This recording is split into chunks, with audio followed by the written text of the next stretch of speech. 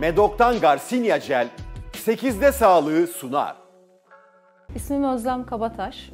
Eğitim danışmanı ve öğrenci koçuyum. Yaklaşık 20 yıllık da eğitimciyim aynı zamanda. Bugün ben size ana sınıfından liseye kadar öğrencisi olan anne babaların bana sıkça sorduğu bir sorudan, daha doğrusu serzenişte bulunduğu bir konudan bahsetmek istiyorum.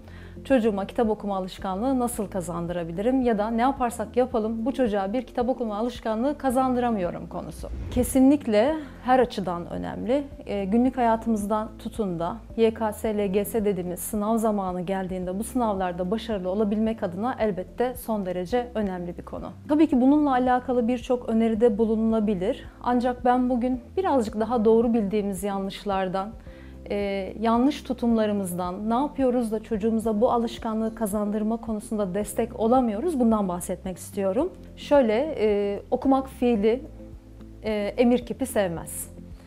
Aynen sevmek ve hayal etmek fiillerinde olduğu gibi. Yani birisine gidip beni sev ya da hadi bakalım hayal et dediğinizde nasıl bir anlam ifade etmiyorsa, okumak fiili için de aynı şey geçerli.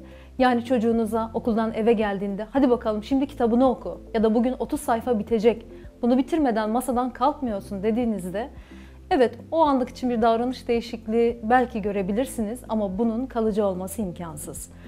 İkincisi ise kitap okumanın şekliyle alakalı kafamızda bir kalıbın olması. Yani masa başında, dik bir pozisyonda, ışığın doğru gelme açısı mutlaka olması gerekir fikrine sahip olmak.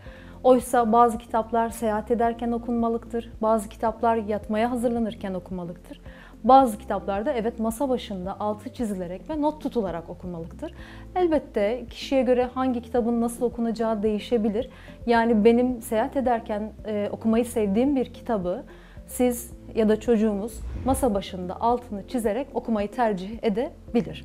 Bu nedenle kitap okumayla alakalı mutlaka şöyle okunmalıdır şeklinde bir kalıba bağlamak doğru değildir.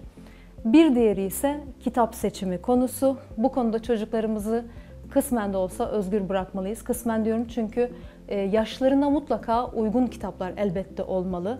Buna anne baba olarak mutlaka dikkat etmeliyiz. Ancak birlikte bir alışverişe gittiğimizde yaş gruplarına uygun bir reyonda bulunmasını sağladıktan sonra tercihi onlara bırakmamız gerekiyor. Tercih ettikleri kitaplar konusunda da hep zaten ince kitapları seçiyorsun, mutlaka görsel ağırlıklı oluyor gibi onların tercihlerini aşağılayan bir cümle kurmamamız gerekiyor. Şöyle söyleyeyim, 19. yüzyıl romancıları çok fazla tasvir ağırlıklı kitaplar yazıyorlardı. Ama şimdiki çocuklara baktığınızda daha çok görsel ve işitsel ağırlıklılar. Yani sizin okumayı sevdiğiniz bir kitabı ya da siz çocukken okumayı sevdiğiniz bir kitabı çocuğunuzun sevmemesi, onun okumayı sevmediği ya da bu alışkanlığı edinemeyeceği anlamına gelmez. Bu nedenle onları bu konuda, diğer konularda ya da günlük hayatta olduğu gibi birazcık serbest bırakmakta, yani deneyimlemelerine izin vermekte fayda var diye düşünüyorum.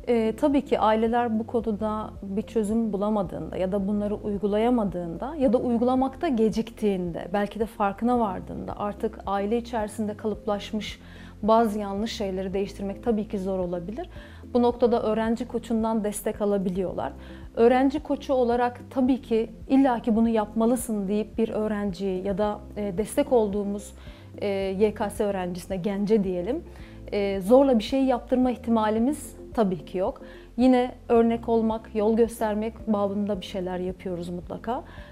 İyi örneklerden bahsediyoruz. Onlarda bazı motivasyon duygularının ortaya çıkmasını sağlıyoruz.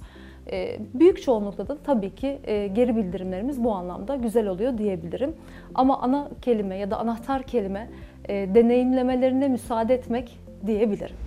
Kitap okumanın ya da okuyup anlamanın çok önemli olduğunu biliyoruz. Tabii ki kitap okumak önemli. Benim altını çizerek söylemek istediğim şey okumak ama aynı zamanda düşünmek.